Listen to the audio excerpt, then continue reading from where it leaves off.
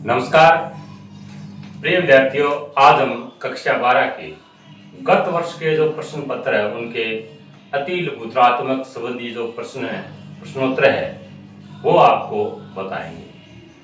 अभी आपको 2024 के जो प्रश्न पत्र हैं उनके अति लघुत्रात्मक प्रश्न हैं, वो आपके सामने हैं।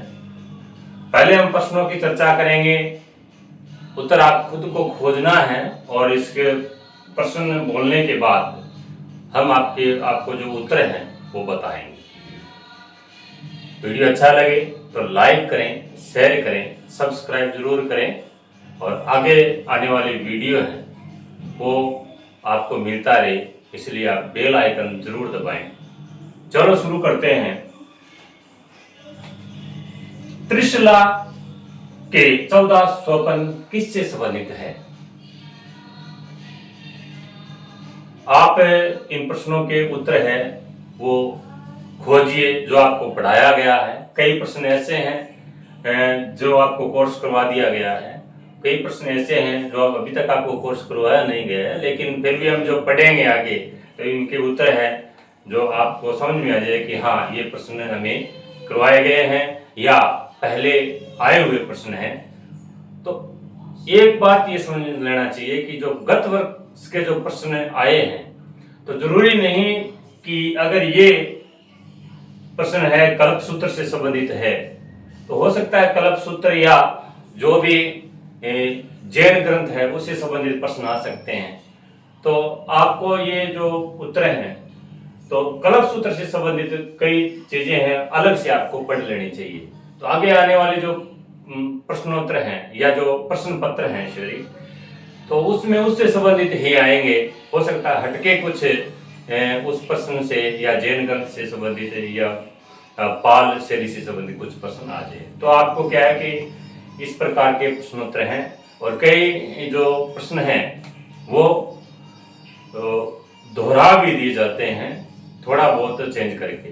तो चलिए इन प्रश्नों से संबंधित जो है गहनता से आपको पढ़ना है और छोटे प्रश्न हैं वो ज्यादा आएंगे। अगर आपके छोटे प्रश्न सही हो जाएंगे तो बड़े प्रश्न हैं वो आप कुछ अपना अंदाजा लगा करके अपने हिसाब से और कुछ जो पढ़ी हुई सामग्री उसके हिसाब से आप कर सकते हैं, तो कोई दिक्कत नहीं आएगी।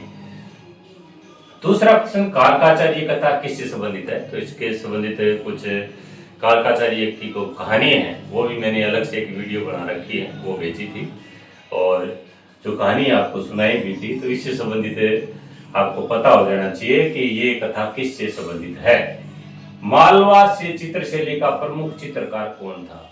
तो मालवा शैली के जो एक दो चित्रकार हैं ज्यादातर उसमें दिखाए गए हैं, वो आपको अभी गहनता से याद करना है।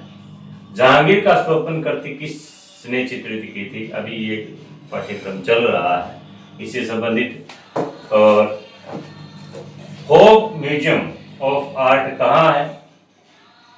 नुजुल उल उलूम चित्रशैली का संबंध किससे है? ये हम दक्षिणी शैली पढ़ेंगे, उससे संबंधित है। तारिक ए हुसैन साहिब कृति किस शैली की है? यही दक्षिणी शैली से संबंधित है जो हम पढ़ेंगे आगे। बेहजाद किस शैली का चित्रकार था?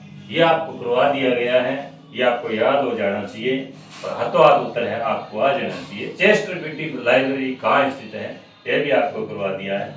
अब्दुल रहमान चुगताई की प्रसिद्ध वाश कृति कौन सी है? वो हम आगे पढ़ेंगे इससे संबंधित। प्रोग्रेसिव आर्टिस्ट ग्रुप का गठन कब हुआ था? ये भी हम आगे पढ़ेंगे, लेकिन इसके उत्तर हैं हम आपको कंप्लीट होने के बाद एक एक उत्तर है आपको करवा देंगे। मिथिला पेंटिंग का संबंध किस राज्य से है? ये भी हम आपको करवाएंगे। प्रिय विद्यार्थियों, इनके पहले प्रश्न है आपको बताए थे, अभी आपको उत्तर है इनके बता रहे हैं कि त्रिशाला के 14 स्वपन किससे संबंधित है? उत्तर है कल्प सूत्र। दूसरा, कालकाचार्य कथा किससे संबंधित है? उत्तर है आचार्य कालका की कहानी से संबंधित। अगला है मालवा चित्रशैली का प्रमुख चित्रकार कौन था? तो मालवा चित्रशैली का प्रमुख चित्रकार माधवदास था।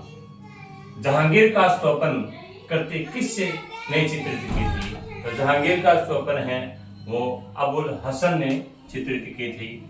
हॉग म्यूजियम ऑफ आर्ट कहाँ है? तो ये कैम्ब्रिज ब्रिटेन में है।